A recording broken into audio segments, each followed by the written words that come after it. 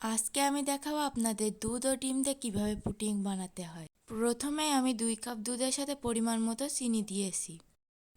এরপর আমি দুধটি ভালোভাবে ফুটিয়েছি ও ভালো করে নেড়েছি। এরপর দুধটি আমি 10 মিনিটের জন্য ঠান্ডা হতে দিয়েছি। এরপর ক্যারামেল তৈরি করার জন্য 2 চামচ চিনি নিয়েছি। এটা বাদামি কালার না হওয়া পর্যন্ত নাড়তে থাকবেন ও লক্ষ্য করবেন যাতে এটা পুড়ে না যায়। যে পাত্রে পুডিং বানাবেন সেই পাত্রে ক্যারামেল ঢেলে নেবেন।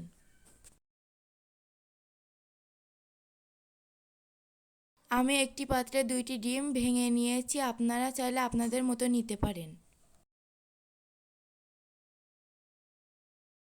এরপর আমি ডিম 2টি ভালোভাবে মিক্সড করে নিয়েছি।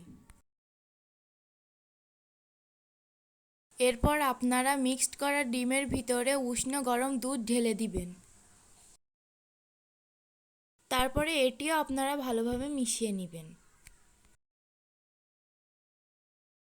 যে পাত্রে আপনারা পুডিংটি বানাবেন সেই পাত্রে দুধটি সেকে ঢেলে দিবেন।